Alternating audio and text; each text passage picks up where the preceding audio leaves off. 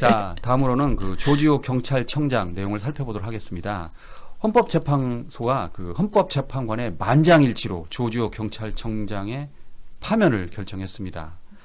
경찰을 국회와 중앙선관위 등에 투입해서 권리 행사를 방해했다라는 사실관계를 인정했습니다. 언제 합헌이라는 케이스가 있었습니까? 제가 한번 찾아보고 말씀을 드리겠습니다. 그거 상식입니다. 상식을 모르시면서 답변하시면 안 됩니다. 천대엽 행정처장님은 형사법의 대가로 알려져 계십니다. 답변을 회피하시는 거죠. 저는 형사법의 대가 아님에도 불구하고 알고 있는데요. 알려드릴까요? 96 헌가 2 결정문입니다. 개별 사건 법률, 이른바 처분적 법률은 원칙적으로 위헌이나 예외적으로 인정된다. 언제였겠습니까? 96 헌가 2 결정문은 무엇에 대한 결정문입니까?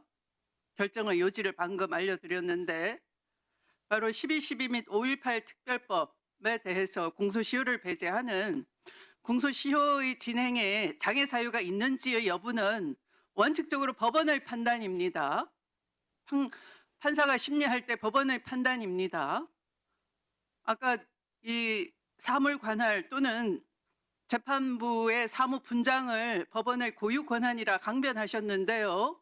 그것보다 더 중요하게 법률의 해석에 대한 것은 훨씬 더 중요한 사법 독립 영역에 해당됩니다. 그럼에도 불구하고 개별 사건 법률이 이 사건에 있어서는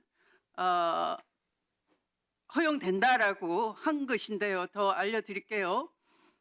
개별 법률 금지 원칙, 이른바 처분적 법률 원칙이 법률 제정에 있어서 입법자가 평등 원칙을 준수할 것을 요구하는 것이기 때문에 특정 규범이 개별 사건 법률에 해당한다 하여 곧바로 위헌을 뜻하는 것은 아니며 이러한 차별적 규율이 합리적인 이유로 정당화될 수 있는 경우에는 합헌적일 수 있다. 왜 공소시효를 배제했겠습니까?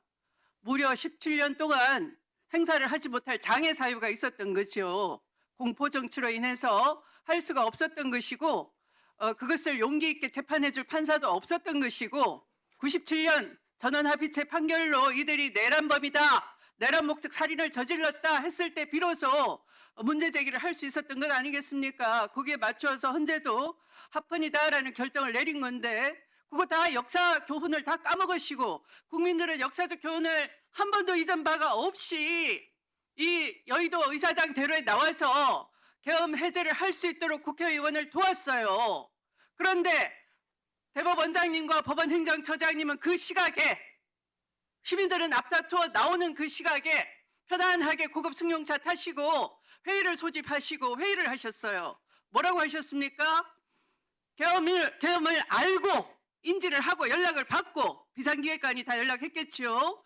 합헌일 수도 있기 때문에 합헌일 경우에 어떻게 됩니까? 사법행정권이 몽땅 다 군에 넘어가는 거죠. 군의항을 해야 되는 거죠. 거기에 대비하기 위해서 회의를 하러 가신 것 아닙니까? 그런데요, 지금 와서 지금 1년이 훨씬 지나서 이 얘기 하나 내놓고 국민 저항을 막으려고 하십니까? 국민과 싸우시겠다는 겁니까? 국가적 중요 사건에 대한 중요 사건인 줄 알고 계시네요. 판판이 위법성 인식 못한다 이렇게 하시고 오늘 제가 어디 갔다 왔습니까? 헌법재판소 대법정에 조지호 경찰청장 파면 선고하는 때 있었습니다. 헌법재판소장님은 이렇게 말씀하셨어요. 헌법소의 사명은 대통령한테만 있는 것이 아니다. 아무리 대통령의 지시를 받았다고 해도 경찰청장은 위헌 위법성을 인식할 수 있었다. 왜? 하급 군인들도 소극적 저항을 했고 시민들도 거리에 쏟아져 나왔기 때문에 누구나 그 당시 위급하고 위헌 위법이라는 걸 알 수 있었다라고 명시를 했습니다. 그런데 1년 지나니까 중앙지법 영장 담당 판사들이 아니 법원행정처장님 조지호 경찰청장이 법률 공부를 더 많이 했겠습니까? 위법성에 대한 아니면 박성재 법무부 장관이 더 법률 공부를 많이 했겠습니까? 법무부 장관님 누가 더 법률 지식이 높을까요? 뭐 경찰보다 법무부 장관이 더 많이 알고 있고. 맞습니다. 그러면 국무총리는 어때야 될까요? 국정을 통할하니까 훨씬 많이 알고 있어야 되겠죠. 네, 뭐 당연히 그런데 국무총리에 대한 영장 기각하면서 위법성 인식이 있었는지 여부 다툼의 여지가 있다 이런 이유로 기각하시고 국민을 깜짝 놀라게 만드시고 박성재 영장 2번이나 기각하면서 위법성 인식이 있었는지 다툼의 여지가 있다 기각을 했습니다. 그런데 오늘 조지호는 당신은 당연히 위법한 거 알고 병력을 동원해서 계엄 해제 요구권이 있는 국회의원 출입을 봉쇄했고 계엄 해제 의결을 지연 방해했고 선관위에 계엄군이 투입이 용이하게 방치했고 조력을 했다라는 이유로 사안이 엄중하다. 자유민주주의 기본 질서, 헌정 질서를 파괴하려 시도한 것에 도왔다라고 파면 선고를 내렸습니다. 그런데 이거 예규 하나로 피해 관리 하십니까? 이걸로 사법 정의가 회복되겠습니까?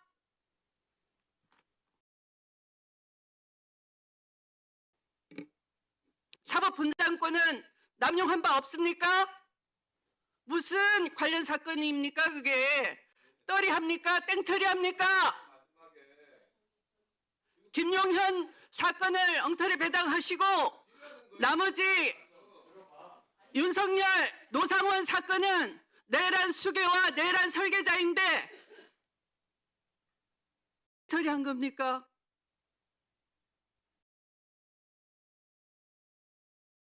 아니 1+1 처리하신 겁니까? 관련 사건이 그런 거 아닙니까?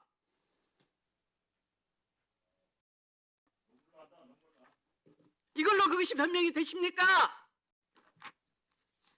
이걸로 또 한 1년 끄시면 국민 다 기억을 못하겠네요. 특검도 끝났고 그때를 기다리시는 겁니까? 그 다음에 대법원 올라가면 어떻게 하실 건데요? 위법성 여부에 대해서 다툼이 있다라는 원심의 판단은 일리가 있고 하면서 상고 기각하실 겁니까? 다 설계가 돼 있는 겁니까?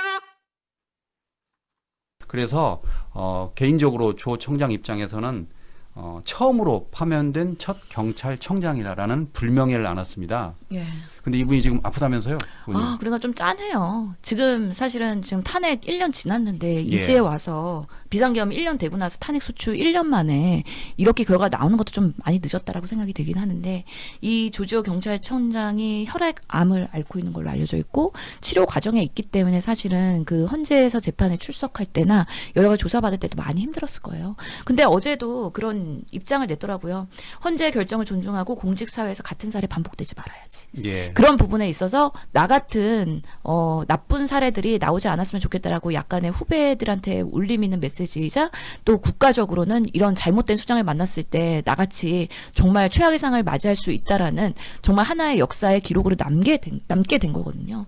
모르겠습니다. 그날에 결국에는 비상계엄을 선언을 하고 경찰이 출동했고 그리고 군부대도 출동을 했고 거기서의 같이 부역을 했던 많은 수장들이 지금 재판과 감옥에 있기 때문에 고생을 많이 하고 있는데 이 사람들도 결국에는 제일 잘못된 거는 대통령 잘못 만났다는 거잖아요. 예. 그 타이밍에 임명돼가지고 물론 그거에 부역했던 거에 대해서는 당연히 비판받고 그 죄가를 치러야 된다고 생각을 하는데 조지호 경찰청장만 하더라도 이렇게 탄핵에서의 파면이 되면은 결국에는 뭐 이제 공직사에서 끝나고 나서 공무원 연금 없어지죠.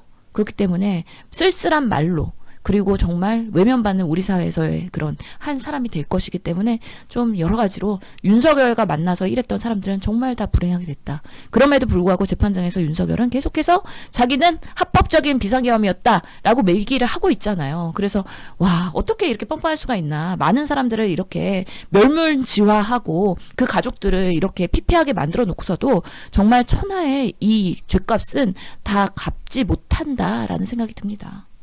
그 조지호 경찰청장은 뭐라고 그랬냐면 우발적 상황에 대비해서 경력을 배치한 것이고 그리고 국회의원들의 월담을 용인하는 등 윤 전 대통령의 지시를 거부한 측면이 있다라고 말을 했어요. 그런데 예. 전혀 받아들여지지 않았습니다. 그럼에도 불구하고 본인이 그 명령 지휘를 했기 때문에 현장에서 여러 가지 지휘가 이루어진 것이고 잘못하면 진짜 월담 못했으면은 그 비상계엄 해제 못할 뻔했잖아요. 그렇죠. 그래서 풀었다가 또 쪼였다가 풀었다가 쪼였다가 하긴 했는데 그럼에도 불구하고 그날의 경찰 그리고 사실 윤석열 구속 구속 체포하려고 할 때도 경찰이랑 기동대가 그쪽에서 막아서고 그랬던 부분들이 있기 때문에 결국에는 윤석열을 방어하고 실드치고 하는 데 있어서 제공이 된 것이죠. 경찰력들이.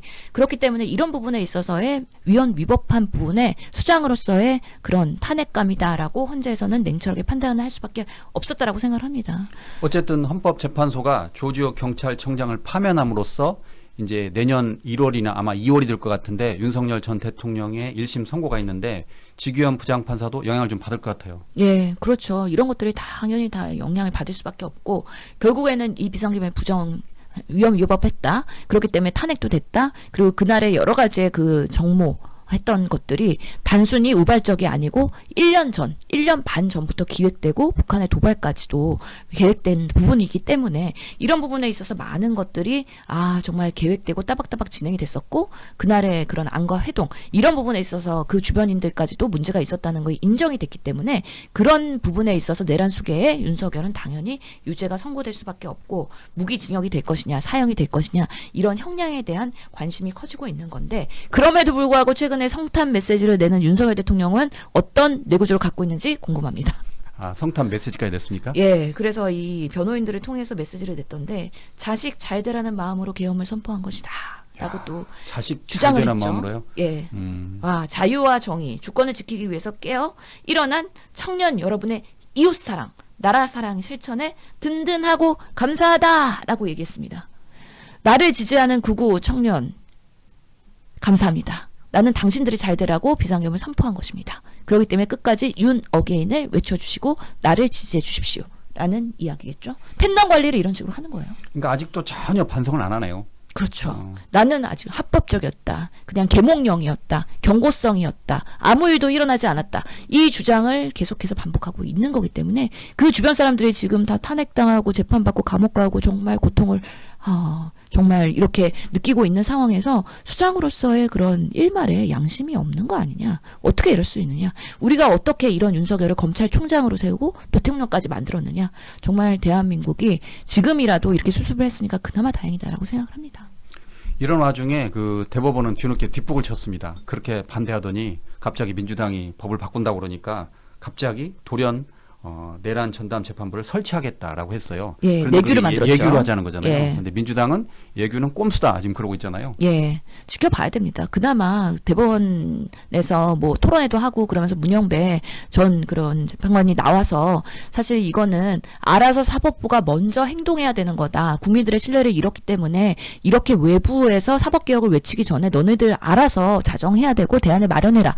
라는 메시지의 일환으로 움직인 걸로 보입니다. 결국에는 이렇게 예규를 제정했다는 거는 내란 전담 재판부가 위헌 위법이 아니다라는 걸 인정했어요. 그렇죠. 인정한 꼴이 됐죠. 거죠. 예. 그래서 그동안은 계속해서 이거 뭐 내란 전담 재판부 하면은 큰일 날 것 같이 뭐 위법이기 때문에 진행 안 될 것처럼 그렇게 변명하고 반대하다가 결국에는 인정하고 자체적으로 움직이잖아요.